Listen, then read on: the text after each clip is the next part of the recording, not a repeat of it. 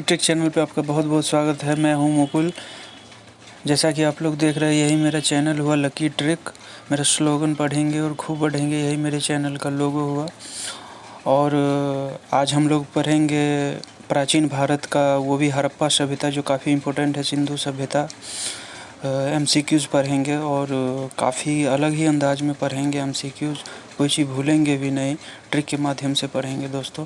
और अब तक आपने मेरे चैनल को सब्सक्राइब नहीं किया तो सब्सक्राइब कर ले, कुछ नए अंदाज में आप लोगों के पास हर वीडियो पहुंचेगा। सब्सक्राइब करने के बाद बेल आइकन ज़रूर दबाएं ताकि आप लोगों को हर वीडियो का नोटिफिकेशन मिलता रहे। चैनल अगर पसंद आए तो आप लोग लाइक और कमेंट ज़रूर कीजिएगा। और मेरे द्वारा पढ़ाए गए और भी कई वीडियो है, काफ़ी मज़ेदार धमाकेदार ट्रिक से पढ़ाया गया है। अगर आप लोगों को सर्च करना हो तो आप लकी ट्रिक सर्च बॉक्स में जाके लकी ट्रिक, और जो भी टॉपिक पढ़ना हो, जैसे मुगल वंश MCQs पढ़ना हो, या जियोग्राफी रिवर पढ़ना हो, या आप लोगों को प्राचीन भारत जैसे अभी आप लोगों को हड़प्पा सभ्यता पढ़ना हो, वो टाइप कर देंगे तो आपको ये चैनल आ जाएगा। तो कुछ इस तरह का आप लोग टाइप करेंगे तो कुछ इस तरह का ये आप लोगों के सामने वीडियो का ये आएगा। लूसेंट MCQs पर है, ट्रिक से UPSC एस्पिरेंट से। और प्राचीन भारत जो है वो हड़प्पा सभ्यता कुछ इस तरह से आपको मिलेगा। तो दोस्तों आज हम हड़प्पा सभ्यता पढ़ेंगे और ट्रिक से पढ़ेंगे और काफ़ी मज़ा आएगा दोस्तों। चलिए वीडियो को शुरू करते हैं और पढ़ते हैं हड़प्पा सभ्यता।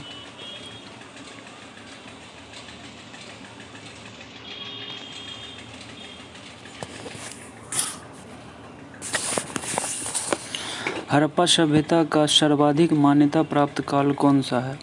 तो हड़प्पा सभ्यता का सबसे मान्यता प्राप्त काल जो है वो 2500 से 1750, ऑप्शन नंबर 20 का राइट आंसर हो जाएगा, जो कि यहाँ के हेडिंग में भी आप देख चुके हैं। 2500 ईसा पूर्व से 1750 ईसा पूर्व, इसका राइट आंसर हो जाएगा। नेक्स्ट क्वेश्चन देखते हैं। सिंधु घाटी की सभ्यता निम्नलिखित में से किस सभ्यता के समकालीन नहीं थी?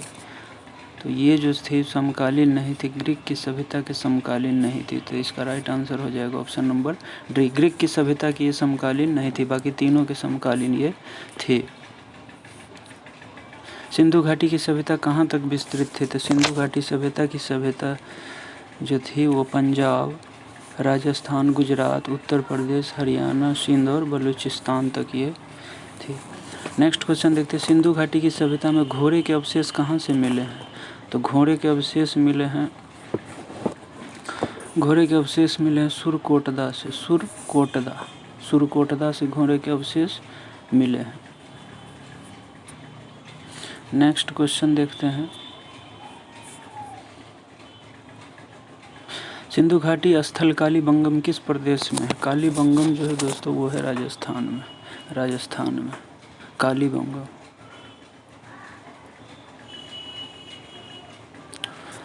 इसको राजस्थान कालीबंगम आखिर राजस्थान में ये कैसे याद रखेंगे दोस्तों? तो एक याद रखेंगे आप लोग राका।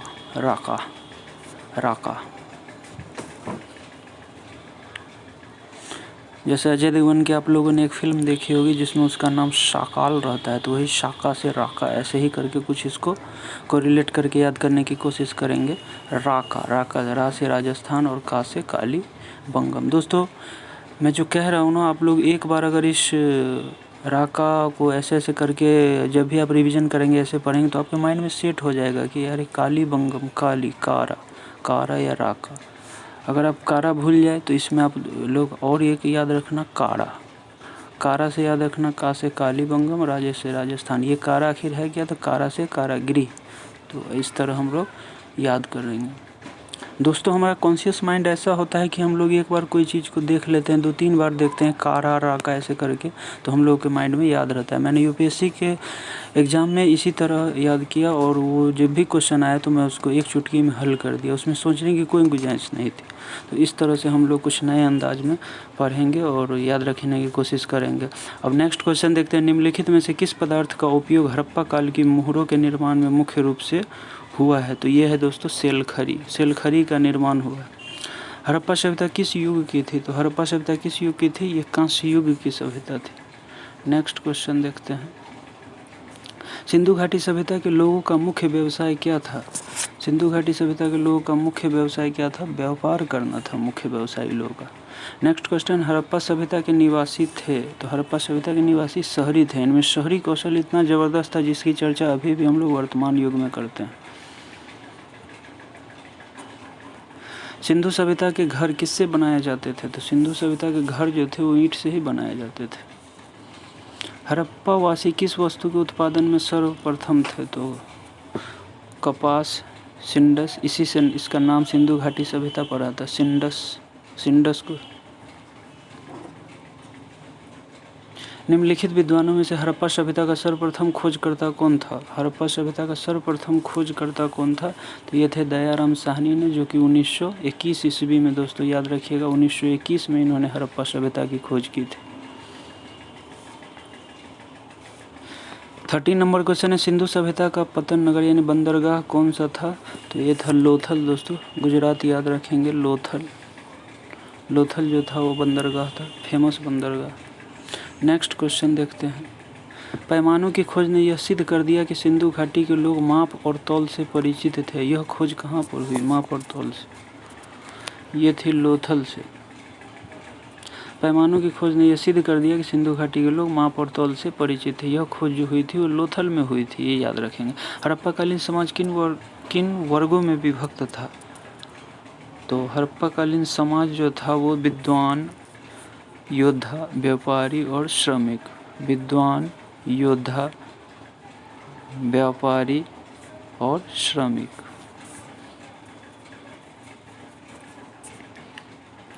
सिक्सटीन नंबर क्वेश्चन देखते हैं,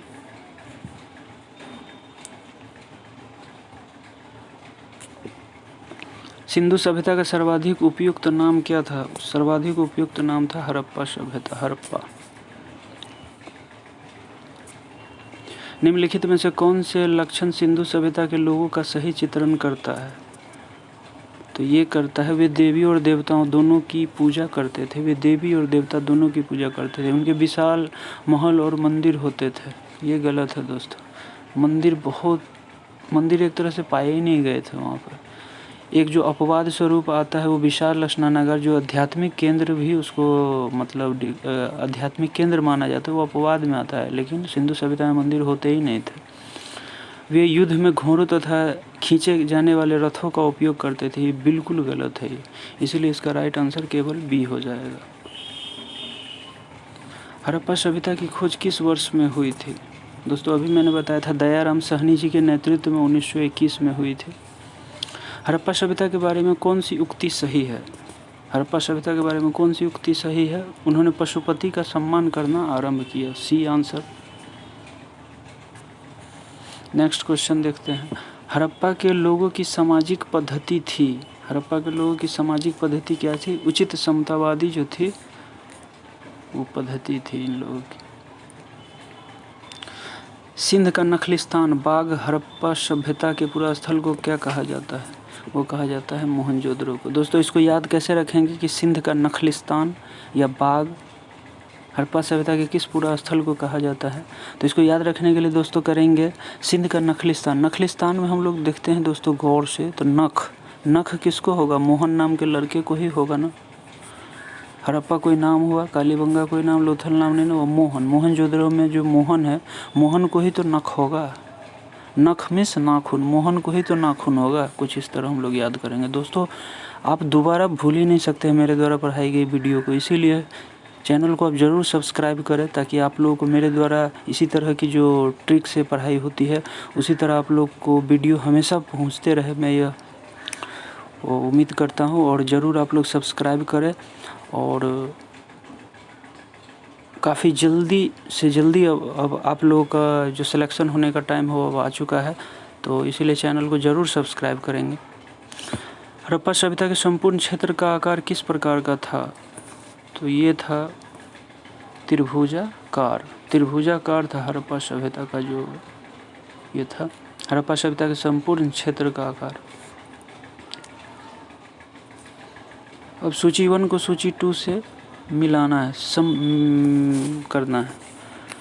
तो यहाँ देखते हैं दोस्तों हड़प्पा जो है, इसमें मैं आपको काफ़ी अच्छी ट्रिक भी बताने वाला हूँ। देखिए कैसे इसको याद करते हैं। आज के बाद कौन से हड़प्पा स्थल जो है वो किस नदी के किनारे बसा है दोबारा आपको कहीं से भी देखने की ज़रूरत नहीं है। बस आज ही देख के आप लोग बस इसको जीवन भर तक याद रख सकते हैं।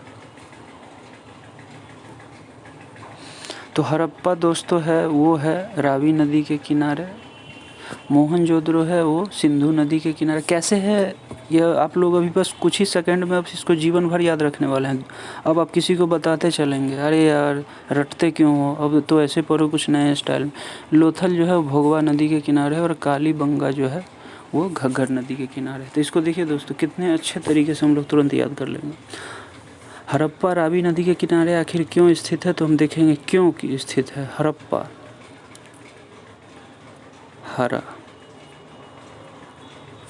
हरा याद रहेगा दोस्तों आपको। हरा मीन्स ग्रीन जैसे होता है। हड़प्पा हरा, तो ह से हड़प्पा और रा से रावी, हरा याद रखेंगे। हरा, जब भी आपको हड़प्पा किस नदी के किनारे आता है तो आपको एक माइंड में आएगा हरा। हरा मीन्स हड़प्पा, ऐसे करके हम लोग याद करेंगे। मोहनजोदड़ो सिंधु नदी के किनारे, तो हम लोग याद करेंगे मौसी। मौसी, मौसी तो जानते ही हम लोग, मेरी माँ की बहन जो होती है वो मौसी कहलाती है। तो मौसी, तो मौसी में हम लोग मौसी ले लेंगे। मौ से मोहनजोदड़ो और सी से सिंधु, मौसी याद रखेंगे। मोहनजोदड़ो मौसी, तो ऐसे करके मौसी मिला देंगे। लोथल भोगवा नदी के किनारे स्थित है, इसको कैसे याद रखेंगे, तो हम लोग याद रखेंगे लोभ। लोभ, लो से लोथल, अभौ से भोगवा। लोभ, लोभ नहीं करना चाहिए, यानी लोभ याद रखना कि लोभ होता है। और कालीबंगम से घग्गर, इसको कैसे याद रखेंगे, तो कालीबंगा से घग्गर कैसे याद रखेंगे, घग्गर नदी के किनारे है तो काग याद रखेंगे। और काग दोस्तों आपको पता ही है कि कौवा का जो उच्च श्रेणी होता है, जिसकी आवाज़ हम लोग पसंद करना नहीं चाहते हैं, अपने घर के आंगन में जो वो काँव काँव की तरह करते रहता है वो काग ही होता है, जो काफ़ी ब्लैक होता है और कौवे से थोड़ा सा बड़ा प्रजाति का होता है, तो उसको हम लोग घर में नहीं रहने देते, तो वही काग होता है। तो का से कालीबंगा और घ से घग्गर। उम्मीद करता हूँ दोस्तों अब इसको शायद ही आप लोग कभी भूल पाएंगे। नेक्स्ट देखते हैं, हड़प्पा सभ्यता के अंतर्गत हल से जोते गए खेत का साक्ष्य कहाँ से मिला है। खेत से जोते गए साक्ष्य कहाँ से मिला है, तो ये मिला है कालीबंगा से। हड़प्पा सभ्यता के अंतर्गत खेत से जोते गए खेत का साक्ष्य कहाँ से मिला है, तो वो मिला है कालीबंगा से। इसको दोस्तों हम लोग याद करने के लिए आपको बता देते हैं कि हल से जोते गए खेत का साक्ष्य, ये जो क्वेश्चन कर रहा है कि हल से जोते गए खेत का साक्ष्य, तो आप लोग देखे होंगे कि जो खेत हल से जोता हुआ होता है उसमें ऐसे ऐसे करके लाइनिंग होता है ना, ऐसे ऐसे करके लाइनिंग होता है।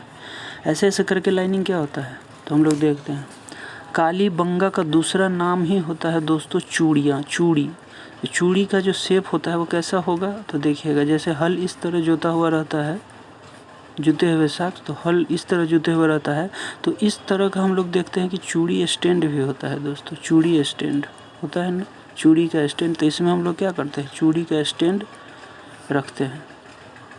चूड़ी रखते हैं इस स्टैंड पे, चूड़ियों को लगा के रखते हैं ना, तो इस तरह से हम लोग याद रखेंगे। एक बार और देख लेते हैं, कालीबंगा जो है वो चूड़ियों का स्टैंड, कालीबंगा को हम लोग चूड़ी भी बोलते हैं। बंगा मीन्स चूड़ियाँ होता है क्या, और खेत से जोते गए साग, तो हल से जोते गए साग, हल जब जोत देगा तो कैसे इसका शेप होगा, खेत में ऐसे होगा, तो इसको हम ऐसे बना के दोस्तों इस पे थिंकिंग करेंगे ना, तो बस वो याद हो जाएगा कि ओ हल से जोते गए साग, सर ने बताया था ऐसे ऐसे लाइनिंग, फिर सर ने ऐसे मात्र कर दिया था तो ये बन गया था चूड़ियों का स्टैंड।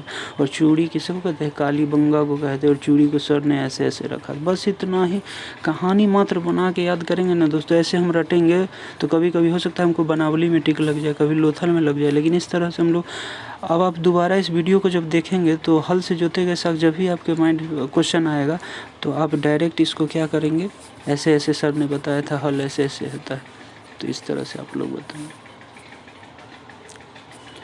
सैंधव सभ्यता की ईंटों का अलंकरण किस स्थान से मिला है। ईंटों का अलंकरण कालीबंगा, ये भी दोस्तों कालीबंगा से होता है ईंटों का अलंकरण। अब इस पे भी देखते हैं दोस्तों, ईंटों का जो अलंकरण होता है, ईंट का अलंकरण मीन्स ईंट का सजावट। ईंट इस प्रकार का होता है, ईंट इस प्रकार का होता है, तो कालीबंगा से क्या हम लोग याद किए, चूड़ी, फिर अलंकरण, चूड़ी, औरतें क्या करती है अलंकरण में अपना अपने शरीर को सजाती है, चूड़ी भी पहनती है। सजाना, अगर सजाने से रिलेटेड काली हो या अलंकरण हो, सजाने से संबंधित कोई चीज़ आ जाए तो वो क्या होता है, काली बन गई। चूड़ियाँ भी तो सजाने अलंकरण की चीज़ है। तो ऐसे करके हम लोग याद करेंगे। मोहनजोदड़ो कहाँ स्थित है? तो मोहनजोदड़ो दोस्तों स्थित है सिंध में। तो हम लोग कैसे याद करेंगे? आप लोगों को अभी बताए थे दोस्तों, मौसी मोहनजोदड़ो, मौसी मौसे मोहनजोदड़ो, शीशे सिंधु, तो सिंध, ऐसे करके। अब दोस्तों देखते हैं सिंधु सभ्यता में बृहद स्नानागार पाया गया है। तो बृहद स्नानागार जो पाया गया है दोस्तों, वो कहाँ पाया गया है? मोहनजोदड़ो में पाया गया है। अभी मैंने आपको बताया था कुछ देर पहले, यहाँ धार्मिक चीज़ से रिलेटेड एक ही चीज़ यहाँ पर जो था वो मोहनजोदड़ो में विशाल स्नानागार पाया गया था, विशाल स्नानागार। अब दोस्तों विशाल स्नानागार मोहनजोदड़ो में ही क्यों पाया गया था, ये कैसे याद रखेंगे? तो याद रखेंगे, मोहन जो स्नान करेगा वो कहाँ करेगा? बृहद स्नानागार ही करेगा। तो मोहन ही तो स्नान करेगा, बाकी कौन स्नान करेगा? लोथल स्नान करेगा, हड़प्पा नहीं ना करेगा, लोथल स्नान नहीं ना करेगा, कालीबंगा स्नान नहीं ना करेगा। कोई ये नाम हुआ? नहीं ना हुआ। मोहन नाम का लड़का ही तो स्नान करेगा। तो इस तरह से हम लोग याद करेंगे। दोस्तों मैं दावा करता हूँ कि इस तरह का अगर आपको कहीं भी पढ़ाई पढ़ने को नहीं मिलेगा दोस्तों, जिस तरह से मैंने आप लोगों को ट्रिक बताया है, इस तरह से आप कभी भी नहीं भूल पाएंगे। और एक एक एग्ज़ाम में एक एक नंबर क्रूशियल सिद्ध होता है दोस्तों। आपको भी पता होगा कि कैसे इंपॉर्टेंट रोल अदा करता है एक नंबर के क्वेश्चन में इधर उधर करने में। अगर आपको बृहद स्नानागार जब भी आएगा तो मोहन ने स्नान किया था होगा, मोहन स्नान किया होगा स्नान गृह में। तो ऐसे करके हम लोग तुरंत याद करेंगे। बहुत पढ़ाने वाले तो ऐसे भी आपको मोहनजोदड़ो पढ़ा के बृहद स्नानागार मोहनजोदड़ो और आगे निकल जाएंगे। तो हमको इस तरह से पढ़ाई नहीं करना है। मेरा इस चैनल को बनाने का मकसद ही कुछ अलग था, ताकि आप लोगों को कम से कम समय में तैयारी अच्छे से हो सके। चैनल सब्सक्राइब लाइक करना ज़रूर कीजिएगा दोस्तों, ताकि आप लोगों को नोटिफिकेशन भी मिलता रहे। बेल आइकन ज़रूर दबा लीजिएगा। मैं इसी तरह का, मेरा एक भी वीडियो आप लोग बोरिंग फील नहीं करेंगे, ये मेरा वादा रहा। सिंधु सभ्यता की मुद्रा में किस देवता के समतुल्य चित्रांकन मिलता है? तो ये है दोस्तों आद्य शिव जी की। निम्नलिखित में से कौन सा हड़प्पा कालीन स्थल गुजरात में था? हड़प्पा कालीन स्थल गुजरात में कौन सा था? गुजरात में दोस्तों मैंने अभी बताया था, जो बंदरगाह कहाँ पाया गया था? लोथल, गुजरात में। तो गुजरात में लोथल। मोहनजोदड़ो का स्थानीय नाम क्या था? तो मोहनजोदड़ो का स्थानीय नाम था मृतकों का टीला। माउंड ऑफ डेड इसको कहा जाता है, मृतकों का टीला मोहनजोदड़ो। अब देखिए, आपको हो सकता है ये तो सबको ऐसे याद रहता है, लेकिन अगर आपको नहीं याद रहे कि मोहनजोदड़ो को मृतकों का टीला या दासों का या कंकालों या जीवितों का कहते हैं, तो इसको याद रखने के लिए जानेंगे, मोहन जब मर जाएगा तो वो कहाँ जाएगा? मोहन जब मर जाएगा तो उसको मृतक सिद्ध किया जाएगा। तो ऐसे करके याद रखें। हड़प्पा सभ्यता का प्रचलित नाम है, हड़प्पा सभ्यता का प्रचलित नाम है सिंधु घाटी की सभ्यता। सैंधव स्थलों के उत्खनन से प्राप्त मोहरों पर निम्नलिखित में से किस पशु का सर्वाधिक उत्कीर्ण हुआ है? सर्वाधिक उत्कीर्ण हुआ है बैल का। सिंधु घाटी सभ्यता जानी जाती है, सिंधु घाटी सभ्यता जानी जाती है अपने नगर नियोजन के लिए। काफ़ी फेमस ये क्वेश्चन है और काफ़ी VVI क्वेश्चन इसको कह सकते हैं। कई एग्जाम में UPSC हो, BPSC हो और भी स्टेट PCS हो, सब ये पूछा गया है। सिंधु सभ्यता का कौन सा स्थान भारत में स्थित है? तो लोथल जो है आपको पता ही होगा, गुजरात में है। गुजरात कहाँ है? भारत में। भारत में खोजा गया सबसे पहला पुराना शहर कौन सा है? तो सबसे पुराना पहला शहर कौन सा है? हड़प्पा। भारत में चांदी की उपलब्धता के प्राचीनतम साक्ष्य मिलते हैं, भारत में चांदी के प्राचीनतम साक्ष्य मिलते हैं हड़प्पा संस्कृति में। सिंधु सभ्यता के बारे में कौन सा कथन असत्य है? गलत को छांटना है दोस्तों। तो गलत को हम छाटेंगे। लोग लोहे से परिचित थे। लोग को लोहे का ज्ञान कब हुआ था?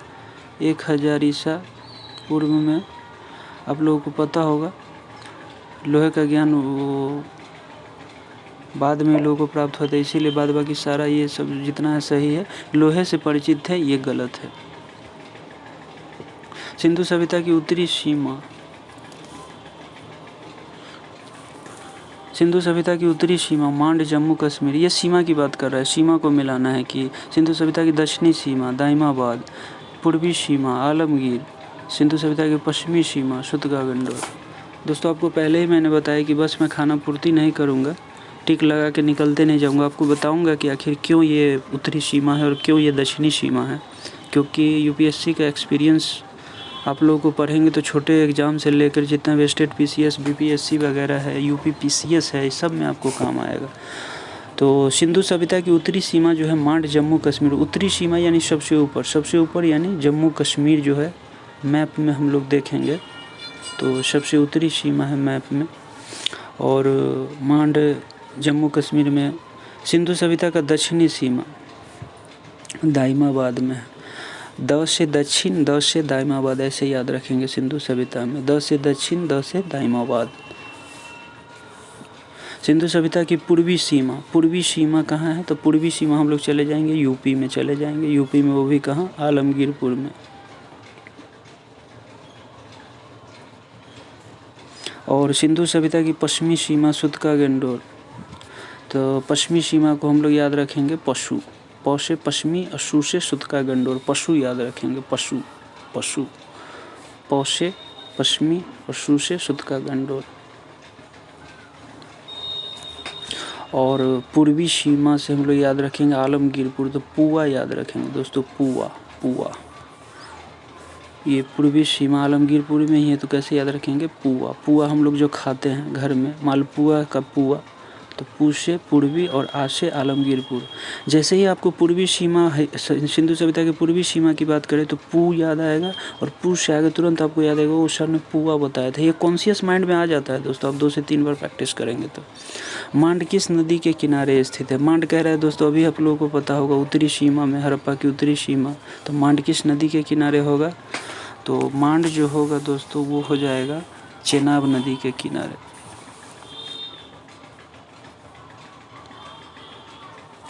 हड़प्पा स्थल रोपर पंजाब किस नदी के किनारे है? तो ये हो जाएगा दोस्तों सतलज नदी के किनारे। रोपर पंजाब किस नदी के किनारे स्थित है? तो सतलज।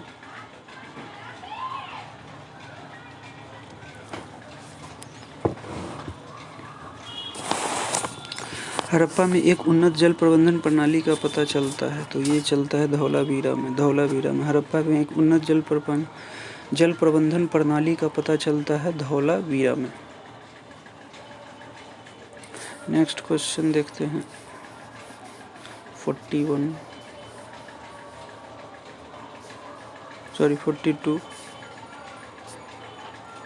हड़प्पा के मिट्टी के बर्तनों पर सामान्यतः किस रंग का उपयोग हुआ है? तो ये हुआ है लाल रंग के बर्तनों का उपयोग हुआ है। सिंधु सभ्यता निम्नलिखित में से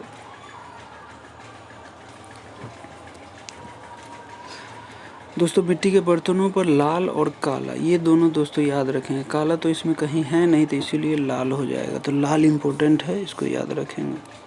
सिंधु सभ्यता निम्नलिखित में से किस युग में पड़ता है? तो सिंधु सभ्यता आद्य ऐतिहासिक काल में पड़ता है। Very important question. इसमें कई लोग ऐतिहासिक काल लगा देते हैं, तो इससे हम लोगों को बचना है। इसका हो जाएगा आद्य ऐतिहासिक, प्रोटो हिस्टोरिक। आद्य ऐतिहासिक में ये होता है कि इसकी लिपि जो है वो पढ़ी गई है, इसकी लिपि जो है वो खोजी गई है, लेकिन अभी तक स्पष्ट रूप से पढ़ी नहीं गई है।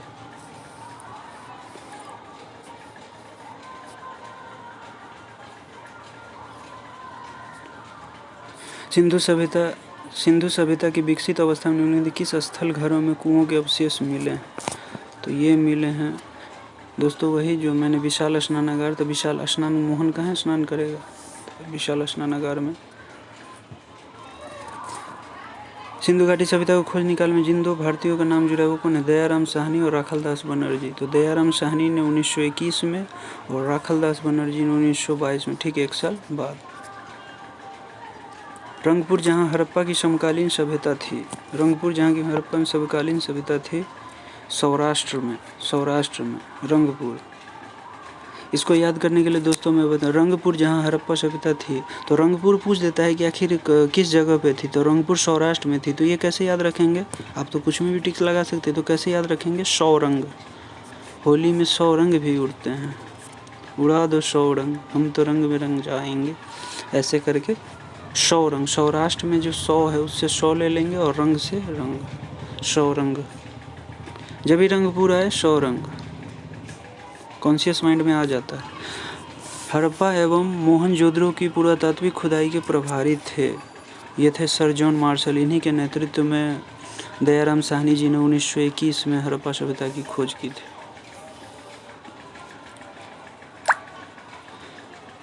निम्न में से किस पशु की आकृति जो मुहर पर मिली है जिससे ज्ञात होता है कि सिंधु घाटी एवं मेसोपोटामिया की सभ्यताओं के मध्य व्यापारिक संबंध थे? ये बैल हो जाएगा। सिंधु घाटी के लोग विश्वास करते थे, सिंधु घाटी के लोग विश्वास करते थे मातृशक्ति में। निम्नलिखित में से कौन सा सिंधु स्थल समुद्र तट पर स्थित नहीं था? कोट दीजिए, कोट दीजिए। निम्नलिखित में कौन सा सिंधु स्थल समुद्र तट पर स्थित नहीं था? कोट दीजिए। दोस्तों इसको याद रखने के लिए कि समुद्र तल पर स्थित नहीं था, कोट दीजिए ही क्यों होगा, तो आप लोगों को बताता हूँ दोस्तों। कोर्ट कभी भी पानी के किनारे लगेगा नहीं लगेगा। कोर्ट मीन्स वही court, high court, supreme court, जो भी कोर्ट है वो कभी भी पानी के किनारे नहीं लगेगा, नहीं लगेगा। पानी के किनारे क्यों नहीं लगेगा मैं आपको बताता हूँ। कोर्ट में आप जाएंगे तो वहाँ कागज़ के सिवाय और क्या मिलेगा, इंसान और कागज़ के सिवाय। और कागज़ कोर्ट में जितने भी कागज़ होते हैं सब सेंसिटिव कागज़ होते हैं, सभी के रिकॉर्ड वहाँ पे रहते हैं, कई की उम्मीदें उस कागज़ से जुड़ी हुई रहती है, तो कागज़ भींग न जाए इसीलिए समुद्र के किनारे वो नहीं हो सकती है। तो इस तरह हम लोग कुछ कुछ बचकाने हरकत के साथ और कुछ अलग अंदाज ट्रिक में हम लोग दोस्तों याद रखेंगे कि कोट, कोट मीन्स कोई भी कोट, कोट में क्या होते हैं कागज़ होते हैं, और कागज़ कभी भी समुद्र तट के किनारे संबंधित कोई भी चीज़ नहीं लगाया जाएगा। तो स्थित नहीं था तो कोट, कोट दीजिए, तो इसका राइट आंसर डी हो जाएगा। निम्नलिखित में से कौन मोहनजोदड़ो की सबसे बड़ी इमारत मानी जाती है? मोहनजोदड़ो की सबसे बड़ी इमारत दोस्तों मानी जाती है, वो मानी जाती है विशाल स्नानागार, सबसे बड़ी इमारत मानी जाती है। दोस्तों जब आप एनसीईआरटी की बुक पढ़ेंगे तो विशाल स्नानागार को आप पिक्चर में देखेंगे तो ये काफ़ी अद्भुत तरीके से इसको बनाया गया है।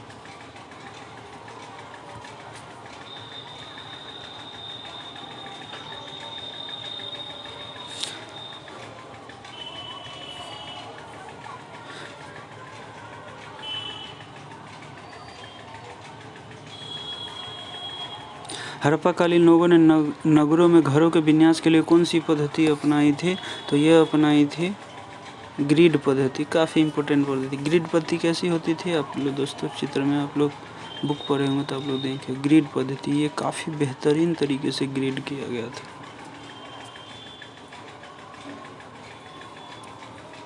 ग्रिड पद्धति से दोस्तों मैं एक चीज़ और यहाँ पे आपको बता दूँ, आप लोगों को मैं कोई चीज़ भूल नहीं देना चाहता। हड़प्पाकालीन लोगों ने नगरों में घरों में विन्यास के लिए कौन सी पद्धति? तो ये ग्रिड पद्धति। घर में हम लोग क्या करते हैं, कुछ छड़ रड का इस तरह लगाते हैं रोशनदानी में, तो इस तरह का ये क्या है, ये ग्रिल का काम हो रहता है। ग्रिल से याद रखेंगे, ग्रिल जैसे लगाते हैं ना, ग्रिल जालीदार ग्रिल, तो ग्रिल में क्या होते हैं, लोहा होते हैं, इस तरह का बना हुआ होता है, तो ग्रिल से ग्रिड याद रखेंगे। सूची 1 को सूची 2 से मिलाना है। प्राचीन स्थल और पुरातत्वीय अवशेष में मिला हुआ है। लोथल से क्या मिला, कालीबंगा से क्या मिला, ये सब हम इसमें पढ़ेंगे।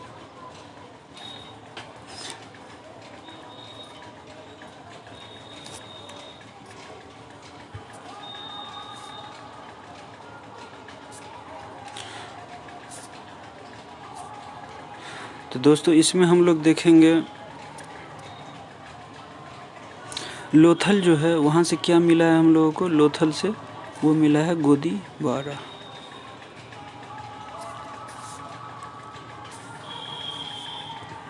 लोथल से क्या मिला है दोस्तों, गोदीबारा। कालीबंगम से क्या मिला है दोस्तों, कालीबंगम से जुता हुआ खेत।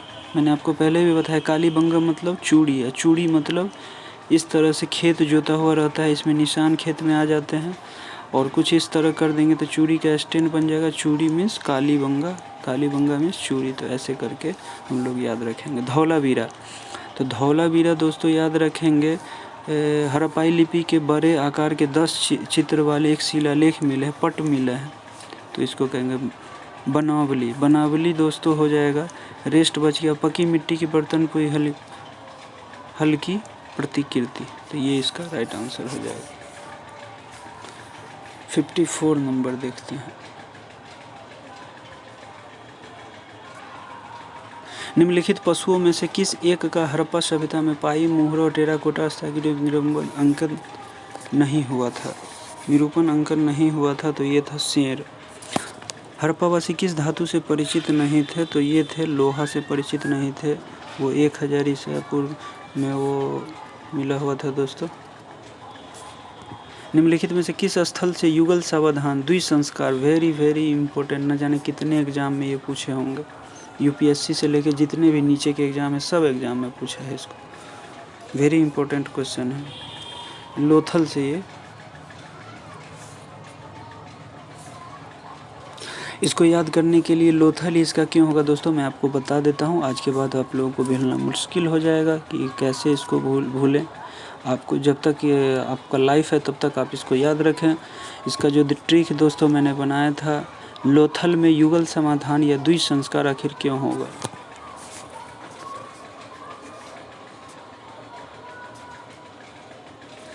दोस्तों एक पति और पत्नी थी, एक पति और पत्नी थी, एक पति और पत्नी, एक पति और पत्नी, एक पति और पत्नी थी। दोनों एक ही साथ मर गए, दोनों एक ही साथ क्या हुए? मर गए। तो दोनों एक ही साथ जो मर गए, तो उसने कहा लो अब थल में मुझे गाड़ दो, लो अब थल में मुझे, थल मतलब जमीन में। मरने से पहले पति और पत्नी जो है वो मरने से पहले बोला कि लो अब मुझे क्या करो, लो अब मुझे क्या करो, थल में गाड़ दो। थल मतलब क्या होता है आपको पता होगा, थल मतलब जमीन। लो अब मुझे जमीन में गाड़ दो। कौन बोला? पति पत्नी, पति पत्नी ने एक साथ बोला। पति पत्नी मीन्स युगल, युगल मीन्स बोले कि लो मुझे अब थल में गाड़ दो, यानी संस्कार कर दो। तो इस तरह हम लोग याद रखेंगे। 57 कपास का उत्पादन सर्वप्रथम सिंधु क्षेत्र में हुआ, जिसे ग्रीक या यूनान के लोग किस नाम से पुकारते हैं? तो ये दोस्तों पुकारते हैं सिंडन। इसी से सिंधु घाटी सभ्यता का नाम पड़ा था। हड़प्पा के काल का तांबे का रथ किस स्थान से प्राप्त हुआ है? तो ये हुआ है दाइमाबाद। और दाइमाबाद कहाँ है दोस्तों? आप लोग एक बार ज़रा बताएं, मैंने क्या ट्रिक बताया था? दाइमाबाद जल्दी बताएं। Very good. द से दक्षिण, द से दाइमाबाद, यानी हड़प्पा सभ्यता का सबसे सुदूर दक्षिणी स्थल कौन सा है? दाइमाबाद। द से दक्षिण, द से दाइमाबाद। Very good. हड़प्पावासी किन किन धातुओं का आयात करते थे? तो हड़प्पावासी आयात करते थे चांदी, टीन और सोना, तीनों का आयात करते थे। हड़प्पावासी लाजवर्द का आयात कहाँ से करते थे? लाजवर्द का आयात करते थे हिंदकुश क्षेत्र के बादखसा से। अफगानिस्तान स्थित सिंधु सभ्यता से संबंधित स्थल है, तो ये है दोस्तों ए और बी दोनों, मुंडीगाक और सुरतोगोई दोनों है इसका, मुंडीगाक और सुरतोगोई।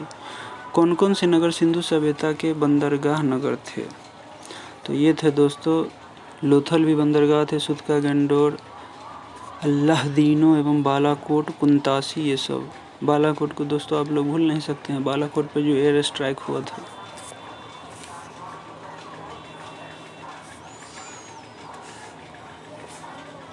नेक्स्ट क्वेश्चन दोस्तों देखते हैं। मोहनजोदड़ो से प्राप्त पशुपति शिव आदि शिव मोहर किन किन जानवरों का अंकन हुआ है?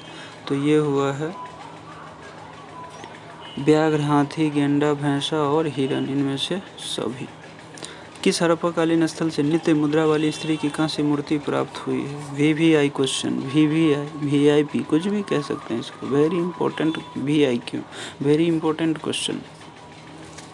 किस हड़प्पा से नृत्य मुद्रा वाली स्त्री की कांस्य मूर्तियाँ प्राप्त हुई है? तो ये हुई है मोहनजोदड़ो से। अब देखते हैं नृत्य, इसको कैसे याद करें कि नृत्य वाली मुद्रा स्फीति कांस्य मुद्रा स्त्री जो है वो कांस्य की, वो कहाँ मिली है? मोहनजोदड़ो से ही क्यों मिली? इसको कैसे याद रखेंगे? चुटकी में याद रखेंगे दोस्तों। मोहन नाम का ही तो लड़का क्या करेगा? नृत्य देखने जाएगा। नृत्य किसका देखेगा? अगर मोहन लड़का है तो लड़की का ही तो नृत्य देखेगा, कि लड़का का नृत्य देखने जाएगा। तो इसीलिए मोहनजोदड़ो, मोहन नाम का जो लड़का है वो नृत्य देखने गया, किसका, तो स्त्री का नृत्य देखने गया। इस तरह हम लोग याद रखेंगे, नहीं भूलेंगे दोस्तों, मेरा वादा रहा। चैनल आप लोग ज़रूर सब्सक्राइब कीजिएगा, मुझे अच्छा लगेगा, ताकि मेरे द्वारा जो मेहनत की जा रही है वो आप लोगों तक जल्दी से पहुंच जाए और आप किसी इधर उधर के वीडियो के चक्कर में ना पड़ें और एक जगह बंधे रहें और अच्छे से पढ़ें। किस सिंधुकालीन स्थल से एक ईंट पर बिल्ली का पीछा करते हुए कुत्तों के पंजों के निशान मिले हैं? Very very important question. तो ये दोस्तों मिले हैं चनहुद्रो से, चनहुद्रो से। इसको भी मैं याद करके सुना दूँ। ये दोस्तों ये सब कंफ्यूजिंग क्वेश्चन है, आप लोग कितना भी रट लेंगे आप लोग कंफ्यूज कर जाएंगे कि लोथल से मिला या मोहनजोदड़ो से मिला, कहाँ से मिला। तो ईंट पर एक बिल्ली का पीछा करते हुए कुत्ता, ये कैसे हम लोग याद करें, तो इसको याद करने के लिए बिल्ली का पीछा करते हुए कुत्ता, कुत्ता देखिए क्या करता है, समाज में कुत्ता रहता है तो क्या करता है, हुड़दंग करता है, हुड़दंग, हुड़दंग, हुड़दंग से देखिए दोस्तों यहाँ आएगा हुड़दंग, हुड़दंग से आएगा हुड़दंग से हुद्रू, हुड़दंग, हुद्रू, हुद्रू, ऐसे करके हम लोग थोड़ा कॉन्शियस माइंड में लाने का कोशिश करेंगे कि ईंट पर बिल्ली का पीछा करते हुए कुत्ता तो हुड़दंग मचाता है समाज में, इधर से उधर घूमता है, कभी इधर भागता है कभी उधर भागता है। तो उधर भागते भागते एक बिल्ली को देख लिया। अब बिल्ली जो देख ली कुत्ते को हुड़दंग मचाते हुए, तो बिल्ली को डर हो गया कि आखिर कुत्ता इधर इतनी तेज़ी से क्यों इधर उधर भाग रहा है। तो बिल्ली भी भागने लगी, क्यों, डर के मारे कि कहीं मुझे ये खा ना जाए कुत्ता। तो इसीलिए जोर से हुड़दंग करते हुए बिल्ली भी भागने लगी। तो इसीलिए चनहुद्रो, हुड़दंग हुड़दंग हुड़दंग, हुद्रो हुद्रो, ऐसे करके हम लोग याद करेंगे। किस हड़प्पाकालीन स्थल से प्राप्त जार पर चोंच में मछली, दवाएं, चिड़िया एवं पेड़ के नीचे खड़ी लोमड़ी का चित्रांकन मिलता है, जो पंचतंत्र के लोमड़ी की कहानी के सदृश है? तो दोस्तों इसका राइट आंसर हो जाएगा लोथल। इसका शानदार ट्रिक मैं फिर बता दे रहा हूँ, इस तरह का क्वेश्चन आप लोग नहीं भूलेंगे दोस्तों, मैं फिर से बता रहा हूँ। चोंच में मछली, दवाएं, चिड़िया, बस इतना याद रखिए क्वेश्चन में। चोंच में मछली, दवाएं, चिड़िया, चोंच में दोस्तों अगर आप लोग ग्रामीण क्षेत्रों से बिलोंग करते होंगे तो चोंच को हम लोग क्या बोलते हैं, लोल भी बोलते हैं लोल। लोल में दबाते हैं हम लोग कोई चीज़, लोल, लोल मतलब ओष्ठ में, लोल मतलब ओष्ठ में, इस तरह से हम लोग चोंच को लोल बोलते हैं। तो चोंच को हम लोग क्या बोलते हैं, लोल, लोल। अब दोस्तों लोल से आप लोग इंडिकेट कर सकते हैं कि मेरा इशारा किस तरफ है, लो से लोथल। तो चोंच मतलब लोल में मछली, दबाए, चिड़िया, ऐसे हम लोग याद करेंगे इस क्वेश्चन को। लोल में मछली, दबाए, चिड़िया, लोल में यानी चोंच में, चोंच मतलब लोल, लोल मतलब लोथल, ऐसे करके हम लोग याद रखेंगे। इसका राइट आंसर सी हो जाएगा। 68 नंबर क्वेश्चन देखते हैं।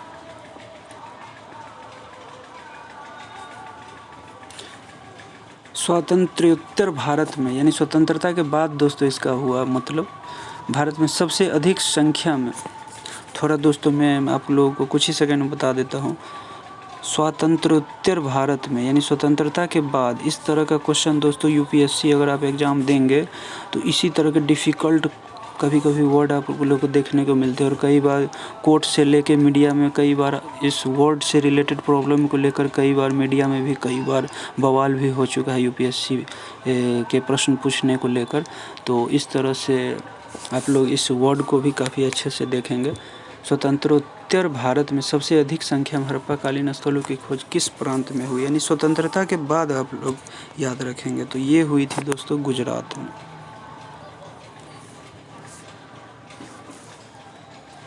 निम्नलिखित में से कौन सी फसल हड़प्पाकालीन लोगों का मुख्य खाद्यान्न नहीं था?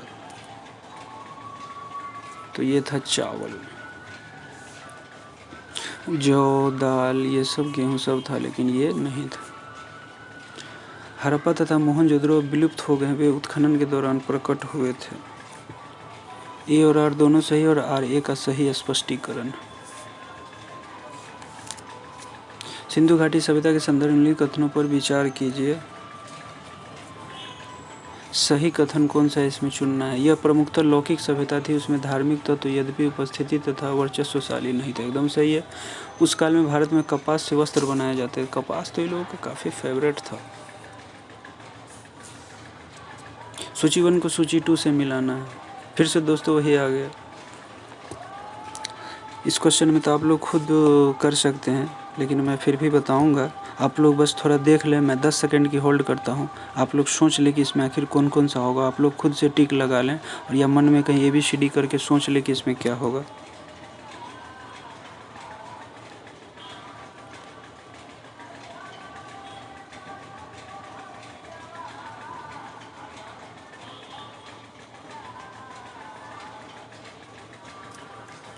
उम्मीद करता हूँ दोस्तों आप लोगों ने सही कर लिया होगा, क्योंकि इससे पहले जो भी मैं बताया होगा उसी के थ्रू भी ये करेंगे। मांड दोस्तों आप लोगों को याद होगा, मांड जम्मू कश्मीर, जो कि हड़प्पा का उत्तरी स्थल, ये कहाँ हो जाएगा। वेरी गुड, आप लोगों ने बहुत ही अच्छा लगाया। दाइमाबाद, दो से दाइमा, दो से दक्षिणी भाग, दक्षिणी कहाँ, तो महाराष्ट्र में। कालीबंगा से आप लोग कारा याद किए होइएगा, मैंने आप लोगों को बताया था कारा या राका, शाका का राका, ऐसे करके। कारा मीन्स बंदरगाह, तो का से कालीबंगा, रा से राजस्थान, ऐसे करके हम बताए थे आपको। तो कालीबंगा का राजस्थान और राखी गढ़ी का हरियाणा, तो ऐसे करके हम लोग पढ़ लें। हड़प्पा स्थलों में अभी तक किस धातु की प्राप्ति नहीं हुई है। आँख बंद करके बना सकते हैं दोस्तों, लोहा, क्योंकि मैंने बताया था वो 1000 ईसा पूर्व के आसपास मिला था। किस पशु के अवशेष सिंधु घाटी सभ्यता में प्राप्त नहीं हुए हैं। ये हुए हैं दोस्तों शेर के। चनहुद्र के उत्खनन का निर्देश किया था, चनहुद्र के उत्खनन का निर्देश कौन किए थे। J.H. मैके, J.H. मैके। चनहुद्र के उत्खनन का निर्देशन, ये दोस्तों क्वेश्चन BPSC में पूछा हुआ था, BPSC में पूछा हुआ क्वेश्चन है। चनहुद्र के उत्खनन का निर्देशन किया था J.H. मैके। इसको याद करने के लिए मैं दोस्तों तुरंत आप लोगों को बता देता हूँ कि चनहुद्र J.H. मैके ने ही उत्खनन का निर्देश दिया था। कैसे होगा, तो मैंने अभी लोगों को बताया था। हुदर कौन, कुत्ता हुदर हुड़दंग करता हुआ इधर उधर भटकता है, और भटकते भटकते क्या करता है, वो अपने मायके चला जाता है। मायके चला जाता है। अगर कोई मायके गई है, इसका मतलब वो कुतिया थी। कुत्ता की वाइफ कुतिया ही तो मायके गई होगी हुड़दंग करते हुए। हुड़दंग की, उसके बाद मायके चली गई। उसका बाद हुड़दंग कर रही थी कुतिया, भगा दी तो वो कहाँ चली गई, मायके चली गई। निम्नलिखित में से कौन सा एक हड़प्पा स्थल नहीं है। हड़प्पा स्थल इनमें से कौन सा एक नहीं है, तो यह है सोहगौड़ा।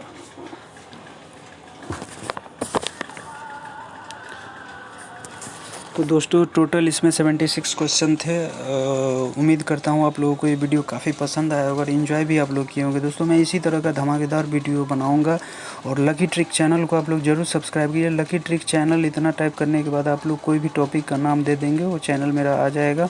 और मेरे लोगों को देखने के बाद और मेरा जो फ़ोटो देखने के बाद वो चैनल आ जाए तो आप सब्सक्राइब लाइक ज़रूर कीजिए। और कोई भी आप लोगों को किस टॉपिक पर वीडियो चाहिए आप लोग कमेंट में ज़रूर बताइएगा। मैं उसे बनाकर आप लोगों के सामने काफ़ी धमाकेदार ट्रिक से देने की कोशिश करूँगा। और चैनल को सब्सक्राइब ज़रूर कीजिए, और मिलते हैं नेक्स्ट वीडियो में। तब तक के लिए जय हिंद, जय भारत, जय युवा।